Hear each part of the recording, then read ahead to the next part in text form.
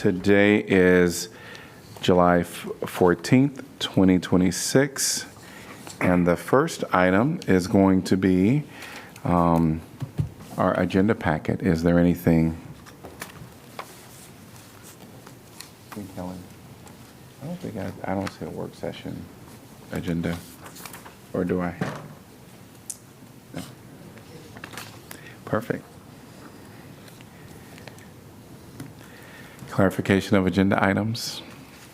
Hearing none, we're going to move on to item number 2, information packet discussion, June 18th.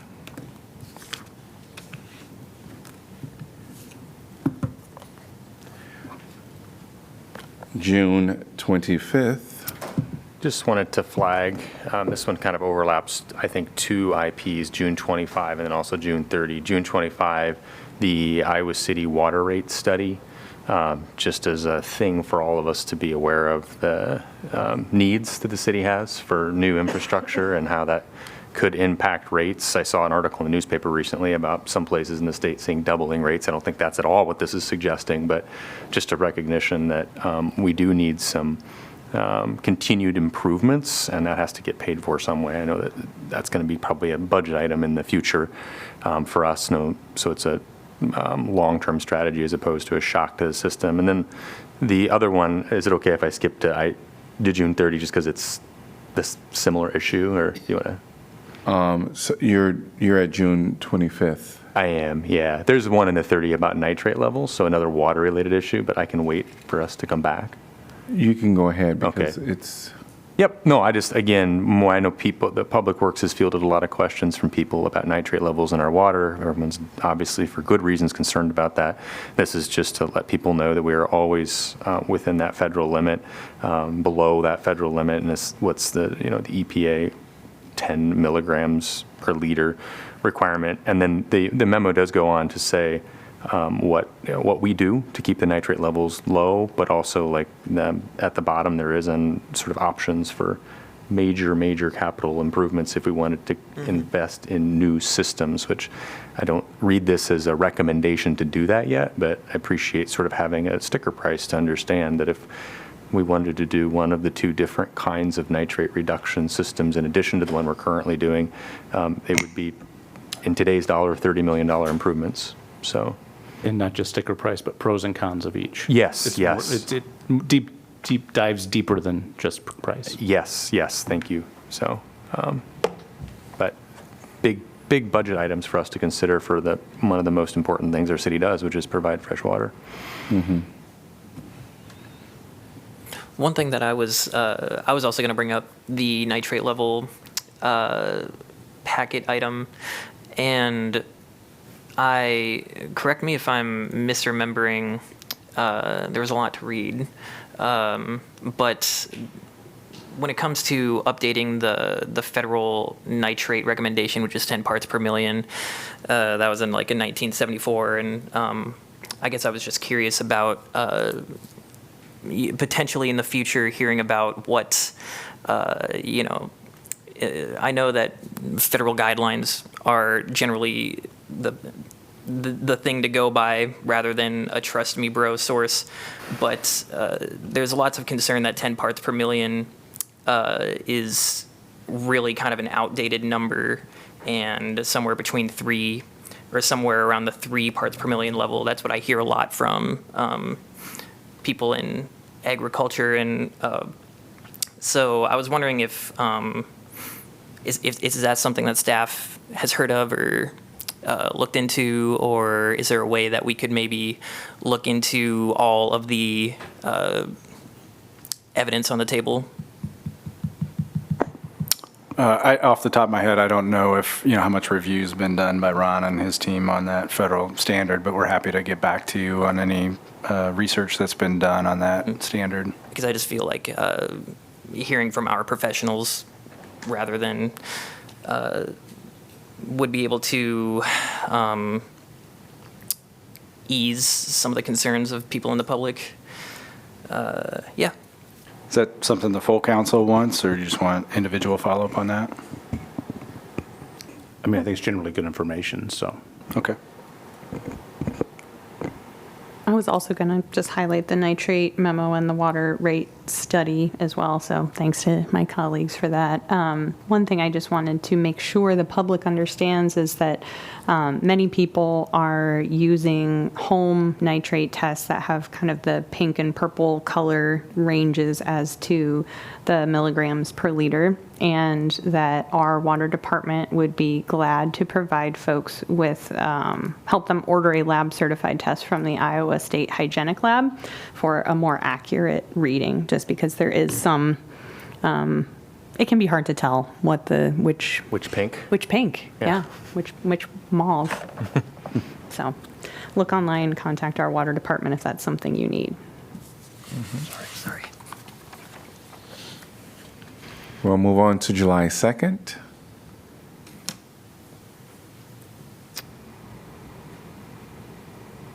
And July 9th. I don't know if they're all go right ahead. I was just going to say that I appreciated the overview about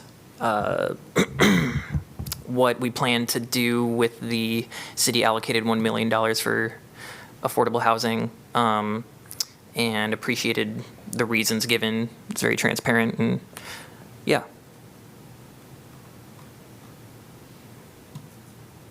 Yeah, and I think I was just going to make a comment about that, so I'll just let that be.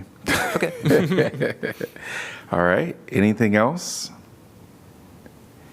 Hearing nothing, we're going to move on to item number 3, University of Iowa updates. Come on down. Welcome. Thank you. How is everyone?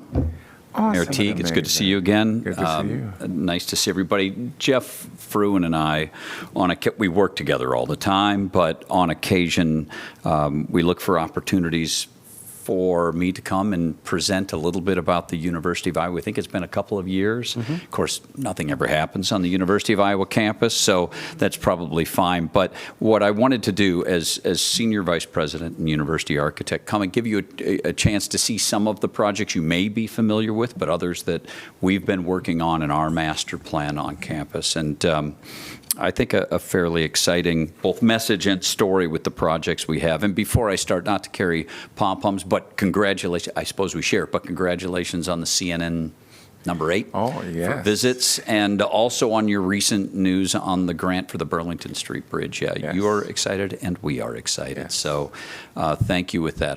I often have opportunities to visit campuses all over the country, and I will say over and over again, first, I know of no campus that I've ever visited that has the physical connection of its core of the campus to the core of its hosting community downtown, and no better town and gown relationship that I've seen anywhere at a university campus. Our partnerships with you are constant, and with your team, and very appreciated. So thank you. Thank you. We We win appreciate together it as well. And so with this, if you'd like, I'll just briefly Please. go through this presentation for you.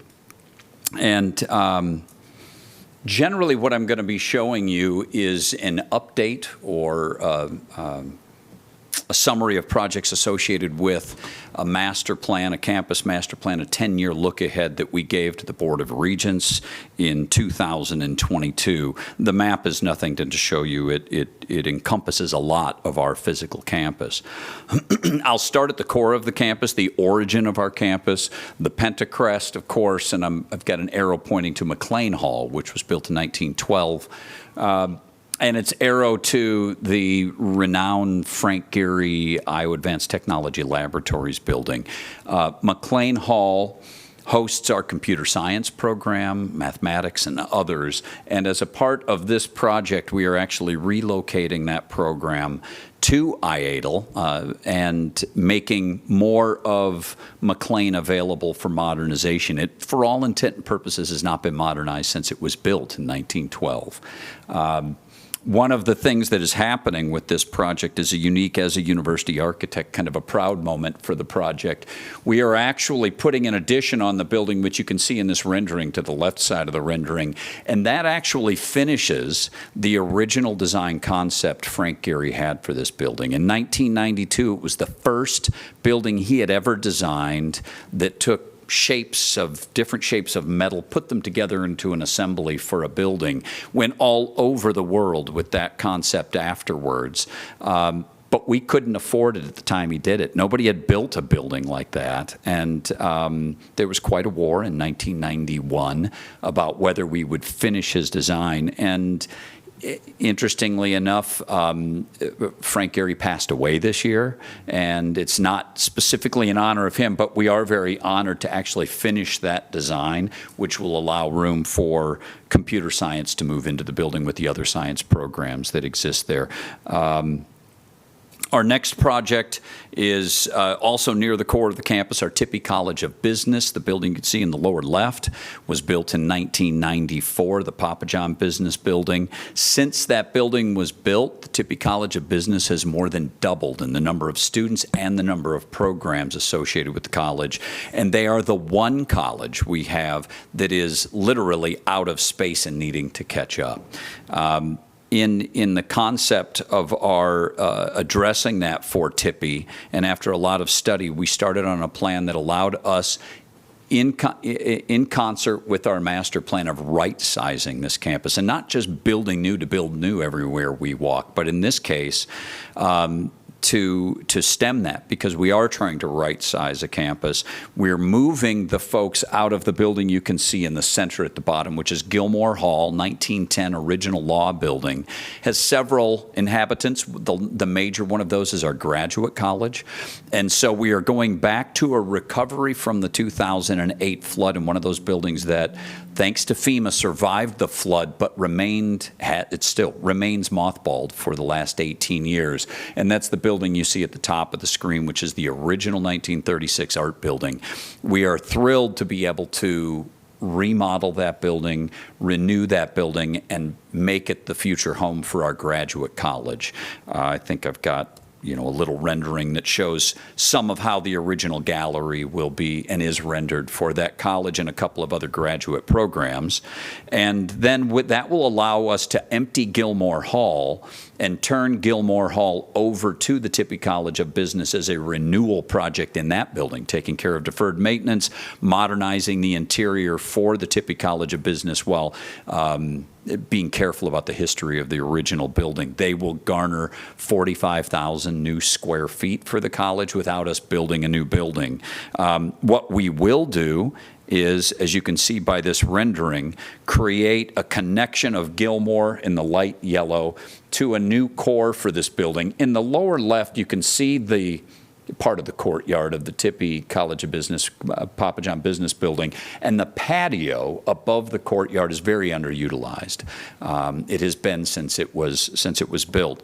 In this concept and in this rendering, we are going to build that patio into the building for important both event and student spaces and teaching spaces, but maintain and actually more open up the courtyard to the general public and to the campus. So it modernizes that block for the Tippie College of Business while utilizing existing spaces and historic existing spaces we have. Another building on the east side that is a big and important one for us that has a number of dominoes I'll describe. To the left is the Iowa Memorial Union, originally built in 1925. It was added on to in the decades in the middle of the century, and was another one of those buildings that suffered the impacts of the flood. FEMA did not allow us to take care of a building that was very tired with a lot of deferred maintenance at the time because they had to keep pure the federal dollars coming in to fix the flood and not other things. So we actually had to freeze any improvements we would make to building systems, layouts, and others until a 3-year, and Iowa City knows all about this, but a 3-year audit period after our final flood recovery project. And on September 18th, 2021, we hit that date and started this project on a design perspective. It's a partnership with the students of the University of Iowa where we will modernize not just the systems, but the layout of the building to work as a home, social home, and a gathering space for the students at the University of Iowa. The next stage, now we're in construction on that project. We're within 6 months of finishing the first phase, which will move, and you'll see this later in the presentation, will move student health from the west side of the campus into the student union, which is really where it should be. And then we'll start a second phase, which will run roughly 1 year. When we finish this project, it'll be a great modernization of that building, but then we look next to it, and as you can see in this presentation, across the street is Halsey Hall, which is currently houses is right next to the Pentecrest. Currently houses our dance department, has for decades. Happens to be the worst conditional building we have on campus. It was the only building we closed down during the COVID concerns because it doesn't have an air infiltration system that was, we believe, to be appropriate or safe at that time. We were all trying to figure out what to do. It's additionally on a hillside, Jefferson Street Hill, that precludes it from being ADA compliant. There are elevators, you can get up, but then there are certain levels where it's only 2 or 3 stairs in different places. It's been a difficult building for us. At the same time, as I show you by this arrow, right next to the art building across the river was another building impacted by the flood. Our original Museum of Art, designed by Max Abramovitz, was the first building that brought internationally famous architecture to our campus. FEMA recovered it. We've been using it for temporary reasons and temporary functions. We have now and are within only a month of finishing a renovation for that building to turn it into the future, and a little rendering, as you can see up here, using one of the galleries as the future home for our dance department. They have 7 galleries or 7 dancing studios in Halsey, and there are 7 galleries in the original museum. So it fits them really nicely, takes them right next to the arts building, the new finished art building, as well as theater and Hansher. So it's a really nice fit for dance. At the same time, taking that very tired Halsey Hall and raising it allows us to fix what we'd call the worst parking ramp in the world, which is the Iowa Memorial Union parking ramp, built in 1962. It had no choice at that time. It was hemmed in between buildings that existed, and it resulted in a helical entrance that many cars today can't make the radius turn on. And unfortunately, it's the first impression visiting students and families have of the University of Iowa, because that's where they park to go to admissions. With the room on that site, we'll be able to, and are starting this fall, studies on either replacement or expansion and improvement of the ramp. The idea is not to add more parking or traffic there, but to make it flow more effectively for the visitors who would come and use the IMU parking ramp. There's always a slide for athletics. We have a lot of work. I do have a question. Yeah, please. So for the parking ramp, you stated that you're going to kind of close it this fall? No, we're going to start design. Start design.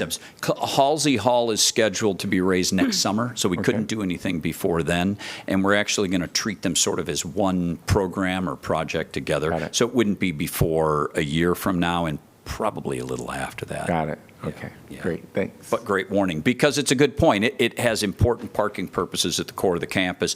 We do fortunately have one further down the street, the North Campus parking ramp, where our chilled water plant is, that will serve, I think, in the interim while this one is improved. When we look at athletics, you see, and they're often covered, a lot of the impactful projects. Carver Hawkeye Arena, which was built in 1983, was our first national design award-winning building when it was opened. We have put its final addition on that building, which is the Goschke Family Wrestling Facility, training center for our men's wrestling team, the first major conference women's wrestling team in the country, and our Hawkeye Wrestling Club, which is our Olympic and international training venue. So an important project and making great strides because of buildings like that. Out west, on our Hawkeye campus, we've added a building there for our gymnastics program and our spirit squad, the two combined. It's the Nagel facility, husband and wife team funding that project. Mary Lee Nagel was a cheerleader for the Hawkeyes in the 1950s, and they've come back and given generously to make that project a possibility. And then, as I mentioned, Carver Hawkeye Arena. while it was state-of-the-art when it was built, while it's still in many ways a state-of-the-art building, its age was almost immediately felt with the introduction of ADA and access and ultimately having different places for anyone in our community to sit and enjoy those events. It was also before premium or alternative seating options, clubs and suites and other things, when most incorporate that now. So working with Athletic Director Beth Getz, we are advancing the design of that project as we go. Be a fully gift-funded project, and one we're all looking forward to honoring its architecture but modernizing the building from the inside. And I have air conditioning. Why, of course. Yeah, it's an interesting question that is also, I don't know about the return on investment on air conditioning. The building was built, and we all have always touted it as green before green was green. In 1983, it was built into a ravine, and literally a bowl hosting 15,560 fans is not air conditioned. You won't find very many of those. It has worked, but we have seen changes in climate that have made for more fringe season hot days. We hosted 2 NCAA back-to-back games in women's basketball on a day in March where the temperature was 89 degrees. I don't remember very many Marches at 89, but it was that day. Graduation is always a challenge, and it also does limit our ability to program concerts and other things in the arena throughout the year. So that is going to become part of the scope of the project. Thank you, Mayor Teague. We look at UIHC and the Carver College of Medicine at an area of the map there. First, I'll start with 2 inset photographs. The North Liberty Hospital has been a great success, both in delivery of that project, but also in how it has performed since it was built. It's an orthopedics hospital and has really served the community well. And then, of course, as all of you are aware, when the matters came up with the bankruptcy of Mercy and that drawn-out process, ultimately the University of Iowa purchasing and occupying that building. That has also been off to a really great start. Denise Jameson, our VP for Medical Affairs, and Brad Hawes, CEO of the hospital, assured the people who worked there and the people who would visit that it would remain a different feel than the main hospital, remain a neighborhood feel, a quieter feel, and it has maintained that while we've continued to modernize it. One of the things you should know is we did adopt a building that had not been cared for in those final years, and for instance, we are advancing the project to replace the parking ramp, which is structurally not as an entire building unstable, but spalling of concrete, rusting structural members that after careful evaluation, we need to replace it. And so those are some of the modernizations that have to happen on that site, but it has been a successful rebirth of that building for our community. We will continue to work on and have to continue to work with all of the fiscal constraints associated with it on capacity for the hospital. We are the only tertiary quaternary teaching hospital in this state. We are forced to turn away as many as 3,000 to 5,000 transfer requests a year, which is tragic. And it's because we are almost completely full all of the time. And capacity and the combination of that and some remaining double bed patient rooms are reasons for us to continue working with the team at UIHC and Brad Hawes on the solutions that will allow us over time to grow capacity. Additionally, because we're a teaching hospital, we don't just hire doctors and surgeons, they teach and they do research. I'm showing you 2 areas on a landlocked health science campus that are really the spaces available for us to think about future research in cancer or other neurology, other areas. Additionally, where you see number 2, the one on the right, those 3-bar buildings represent potential future buildings on the site that is currently West Lawn, which was the 1919 nurses' dormitory. My grandmother graduated from nursing in 1942 and lived there. I don't know what room, but the building is really at the end of its conditional life, and it's also very narrow and a small use of that site. We are aiming at options for cancer research in the future. Additionally, as we all know, the shortages not only in Iowa but throughout the United States with nursing. Just south of those, just to the bottom of those three, is our nursing college, one of the top public nursing programs in the country. And if there's any way we can produce more nurses for our state, it's going to take more space. So the bottom of those three bars would be something we would aim at as a future expansion for nursing. Can you talk a little bit more about Box 1? I know over time that has evolved. The addition, there was going to be, I think, 3 oval towers, and that's changed over time. And my understanding is that healthcare delivery costs have changed quite a bit, and the way you get paid has changed, and maybe changed that master plan. Yeah. And then all at the same time, you guys got Mercy. A lot has been complicated by the last. I mean, as I said, the things that were presented in 2022 came before elements like the Big Beautiful Bill, the health care challenges that have been going on nationally, and yes, then our addition of 2 hospitals, one we built and that one, and statewide needs in Des Moines, trying to extend a network that helps some of the healthcare deserts better served by our doctors. A good plan is always ready to change, but finances force the hospital to think about the different ways. Some in this hospital, some modernization of this hospital, and additional space, but also remote. I mean, it includes Mercy in trying to activate more patient beds there and in North Liberty. So I was kind of curious, should the community expect Mercy to expand potentially in the future? Well, what I would say is the site allows for us to expand when finances allow it.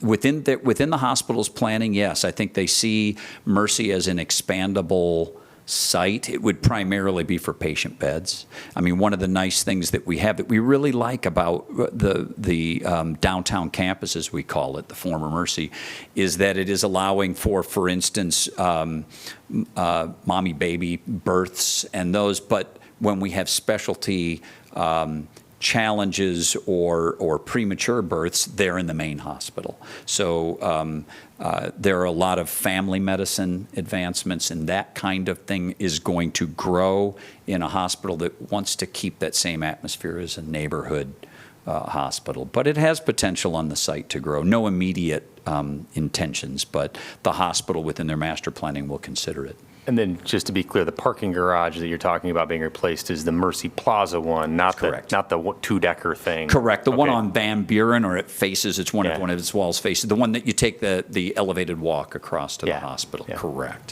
Correct. Yeah, it's it was pieced together like a lot of hospitals are, and we're going to make sense of that and the existing buildings and make them work for the generations in the future, starting with that hospital with the hospital ramp. And in fact, as you talk about ramp, parking's important.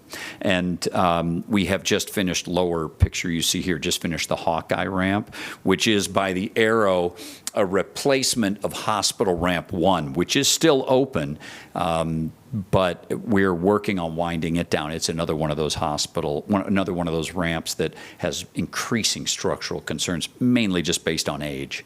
And so we built that ramp, and if you happen by that area, you also know we're building another one, which is we're referring to as the Arena ramp, which sits between that and the dental science building.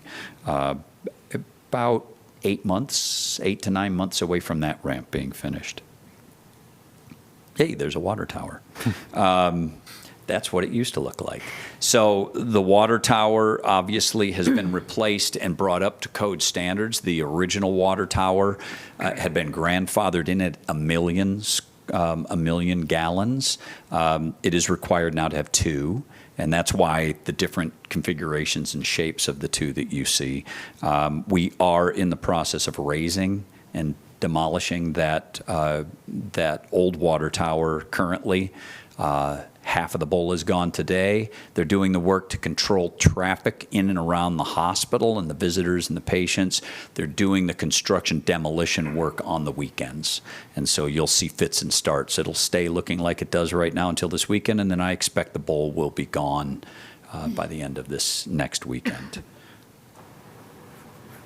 One more building to show you. The health science academic building is one example of a building that is an addition of our space, but related to antiquated spaces. 3 nationally ranked programs: physical therapy, our speech and hearing program at Wendell Johnson Speech and Hearing, and our health and human physiology, which is the largest program in the College of Liberal Arts and fastest growing in the College of Liberal Arts, are all now going to be under one single roof for the health sciences on that site. They're all but moved in. 2 of the units have already moved in, and the 3rd one is moving in ahead of this fall semester. So an exciting addition on that part of the campus.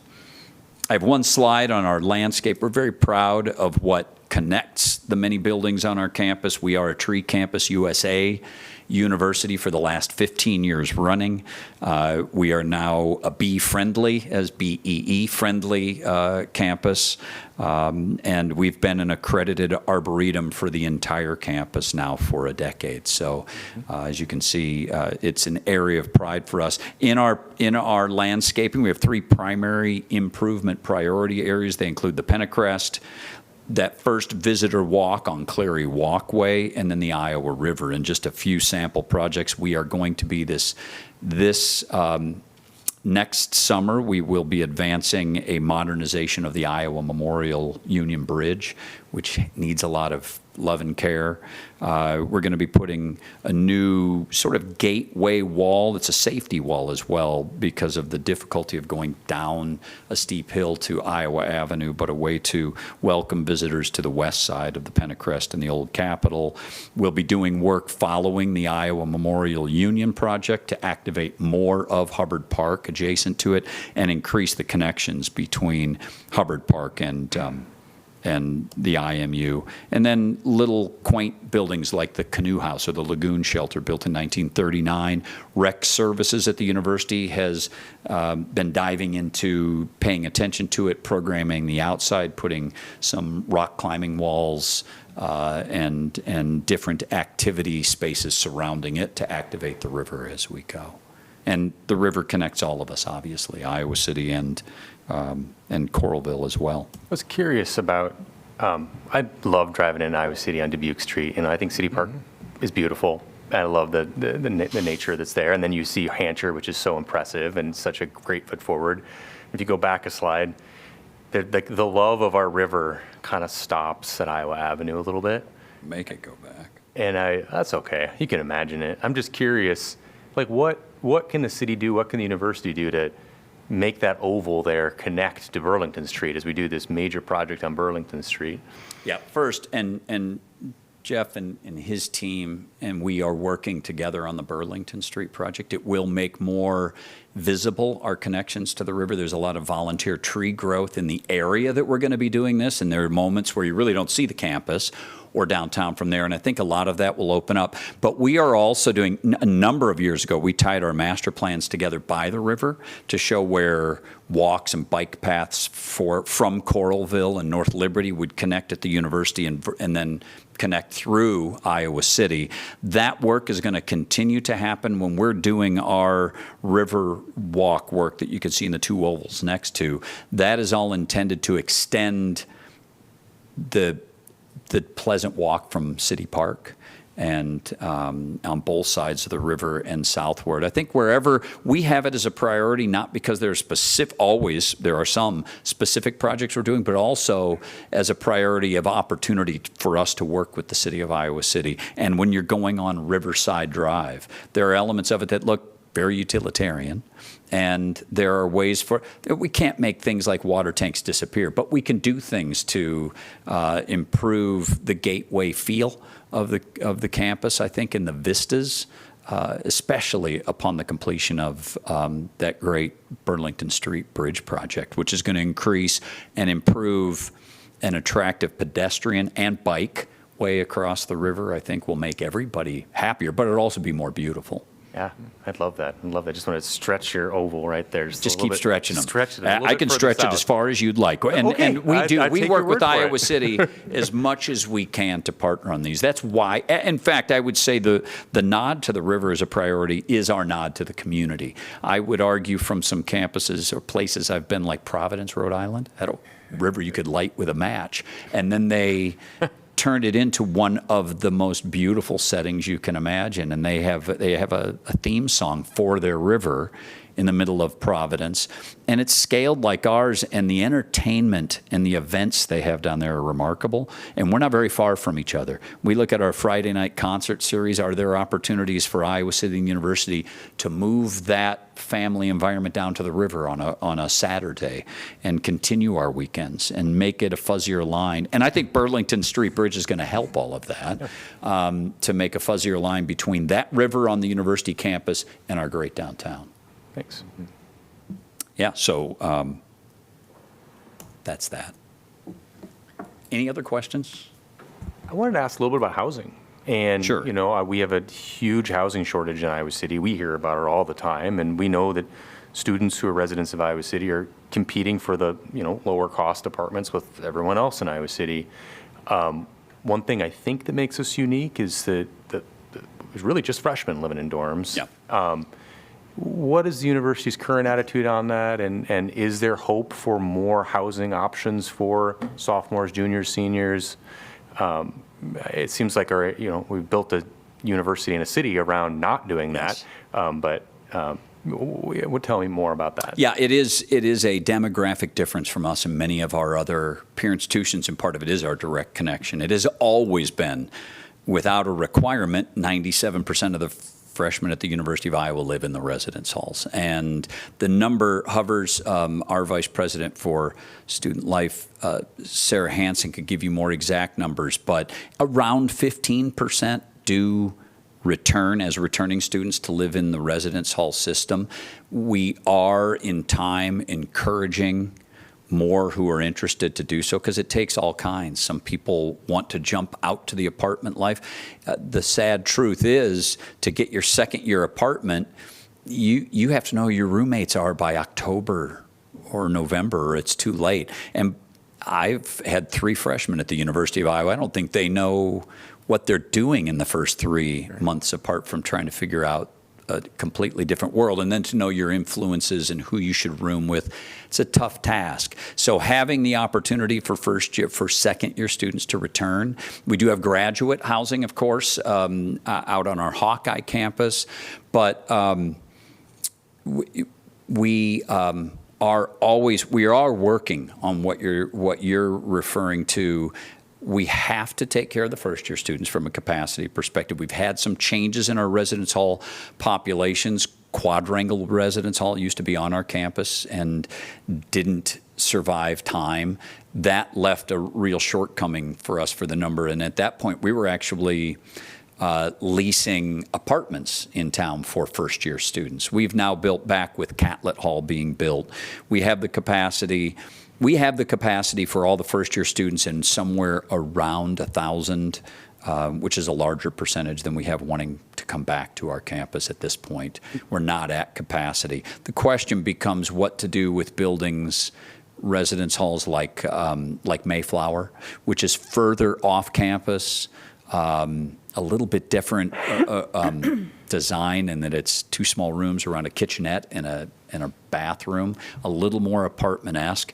There have been some thoughts about turning it into the returning student residence hall space, but there's some work to do to it. It has a lot of deferred maintenance, and to take that jump, you have to do it. We are looking at other options, but we added 2 new residence halls in the last decade. Mary Louise Peterson Hall on the west side, Elizabeth Catlett on the east side. Those were the first 2 residence halls we added to our campus in 47 years.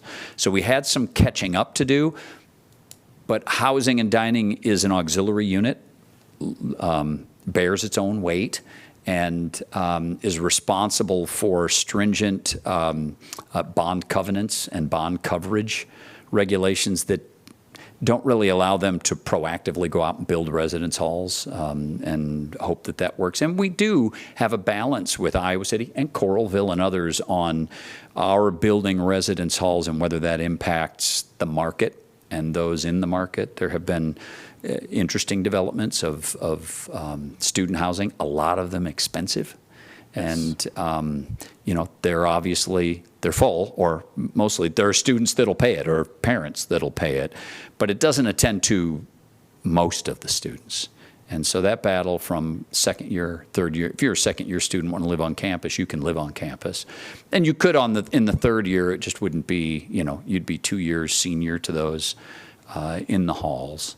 And most are onto apartments by that time. But there's, I guess, precisely, there's no plans for new dorms or no plans to expand housing for all second. No, we will master plan in the long term to afford future generations of planners and vice presidents for student life to take actions based on student population. As you've probably heard, we are in what I'd call the first year of this birth dearth, or the reduction in 18-year-olds in the United States. Birth rate impacts 18 years ago. For the next 5 or 6 years. How that will impact our university, we're doing very well on making ourselves notable enough in-state and out-of-state to draw. But over that span, all the universities are looking at that with concern. So for me to say I know what our student population will be in 7 years, we stride carefully because we have to pay for those residence halls once we build them. Yeah. Well, we're supposed to be building 365 units a year in Iowa City, and we have not been making it. So if you guys could help us out, that'd be great. I hear you. Hearing no other questions, thank you so much for coming. Absolutely. Thank you for having me. All right. And thanks for your service. Thank you. All right. We are going on to item number 4, which is council updates on assigned boards, commissions, and committees. Economic Development Committee met last week. Was that Wednesday? We met last week. And the discussion was about the arts, sort of next steps in the Arts Endowment Fund. And there was, if you look at that packet, you can see projections on how different kinds of investment vehicles would work for us. Specifically asked them to provide us with a standard investment portfolio versus one that's an ESG. So you guys can kind of look at that. And then, do you remember, Councilor Weinlein, what else? That was the bulk of that conversation. That was the bulk of that conversation, yeah. We just asked some updates about the progression on the Arts Alliance, and learned that they are now hiring for a director Yes. of the Arts Alliance right now. And it'll be under the umbrella of the downtown district. They're the ones managing that right now. So, but I think, do we know when the next council decision will be? It was more of an information for us than us giving direction to Yeah. council. Yeah, I think we anticipate August. I'm not sure which of your August meetings yet.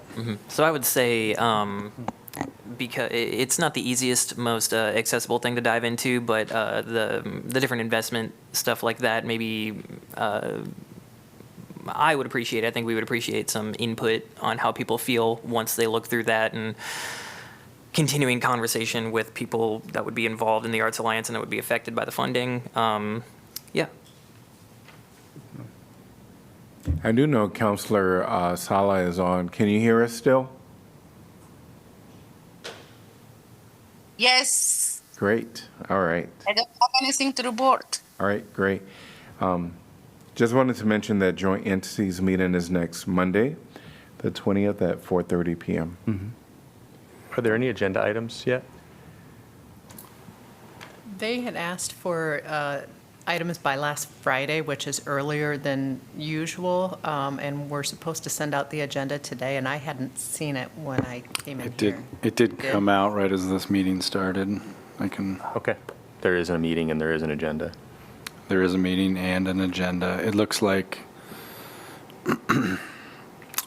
some conversation about data centers, probably related to the moratorium discussion at the county. And then an item called Joint Entities Meeting Housekeeping. So I'll let you interpret that one, because I have no clue what that is. Bring them up. And where is that meeting?